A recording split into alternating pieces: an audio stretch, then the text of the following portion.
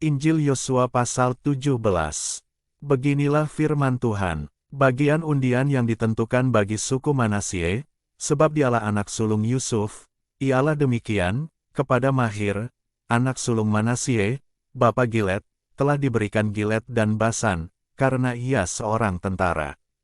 Jadi bagian itulah yang ditentukan bagi anak-anak Manasye yang lain, menurut kaum-kaum mereka, yakni bagi Bani Abizar, Bani Helek, Bani Asril, Bani Sekem, Bani Hefer dan Bani Semida, itulah keturunan yang laki-laki dari Manasye bin Yusuf, menurut kaum-kaum mereka.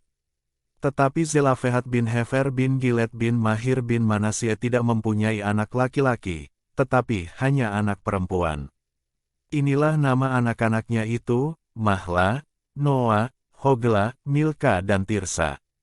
Mereka datang menghadap Imam Eleazar, dan menghadap Yosua bin Nun, serta para pemimpin, dan berkata, Tuhan telah memerintahkan kepada Musa untuk memberikan milik pusaka kepada kami di tengah-tengah saudara-saudara kami. Sebab itu diberikannya kepada mereka, milik pusaka di tengah-tengah saudara-saudara ayah mereka, sesuai dengan titah Tuhan. Demikianlah kepada suku Manasye jatuh 10 bidang tanah, selain dari tanah Gilead dan Basan yang di seberang Yordan. Sebab anak-anak perempuan Manasye telah menerima milik pusaka di tengah-tengah anak-anaknya lelaki, sedang tanah Gilead ditentukan bagi anak-anak lelaki Manasye yang lain. Jadi batas daerah Manasye ialah dari Asher ke Mihmetat yang di sebelah timur Sikem, kemudian batas itu terus ke selatan ke daerah penduduk En Tapuah. Tanah Tapuah adalah kepunyaan suku Manasye, tetapi kota Tapuah, dekat batas daerah Manasye, adalah kepunyaan Bani Efraim.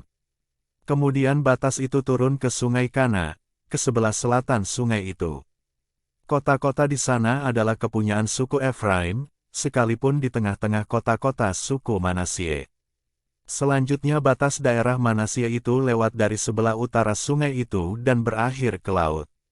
Ke selatan daerah itu kepunyaan suku Efraim dan ke utara kepunyaan suku Manasye. Batasnya ialah laut, di sebelah utara batas daerah itu menyinggung daerah Asher, di sebelah timur menyinggung daerah Isahar.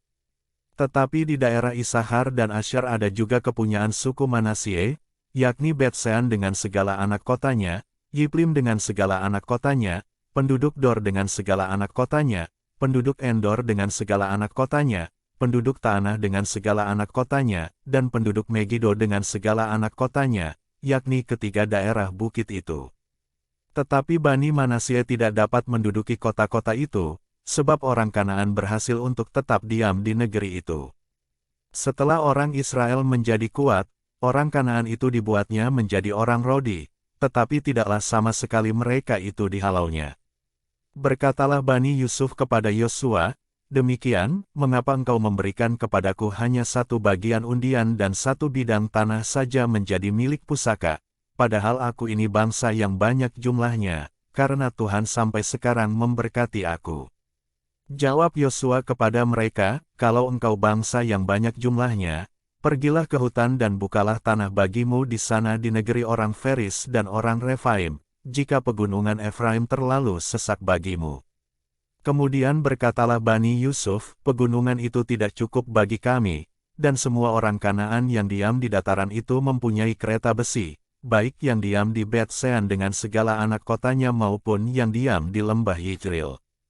Lalu berkatalah Yosua kepada keturunan Yusuf, kepada suku Efraim dan suku Manasye, engkau ini bangsa yang banyak jumlahnya dan mempunyai kekuatan yang besar, tidak hanya satu bagian undian ditentukan bagimu.